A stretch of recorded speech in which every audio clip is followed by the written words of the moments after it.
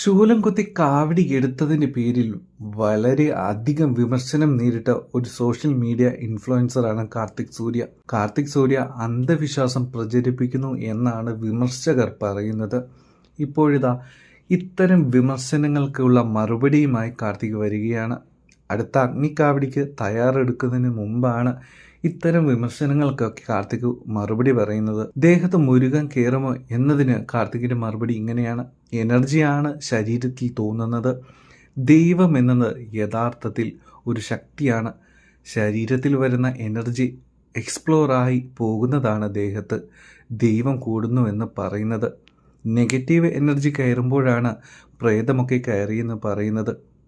ദേഹത്ത് മുരുകൻ കയറുമോ എന്ന് ചോദിച്ചാൽ ഞാൻ പ്രാർത്ഥിക്കുന്നത് മുരുകനെയാണ്. ആ എനർജിയാണ് എനിക്ക് ദേഹത്തോട്ട് കയറുക.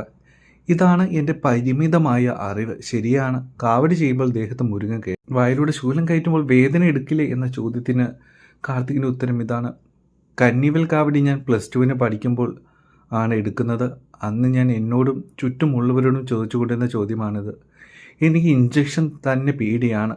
ഞാൻ 4-6 അടിയുള്ള വേലാണ് ആദ്യം എടുക്കുന്നത്. വേദന എടുത്താൽ ഞാൻ എടുക്കുമോ? ഒരിക്കലുമില്ല. ആ സമയത്ത് നമുക്ക് വലിയൊരു എനർജിയാണ് തോന്നുക. ആ സമയത്താണ് അവർ നമുക്ക് വേൽ കുത്തിത്തരിക. 12 അടി വേൽ എടുക്കുന്നവരുണ്ട്. ശരിക്കും വേദന തോന്നുമെങ്കിൽ അറിഞ്ഞുകൊണ്ട് ആരെങ്കിലും വേദന സ്വീകരിക്കുമോ? എന്താണെങ്കിലും കാർത്തിക് സൂര്യ സ്വന്തം വിശ്വാസങ്ങളെ എപ്പോഴും മുറുകെ പിടിക്കുകയാണ്. എനിക്ക് നിങ്ങളോട് പറയാനുള്ളത്, ഓരോ ആളുകളുടെയും വിശ്വാസങ്ങൾ അവർക്ക് വലുതാണ്.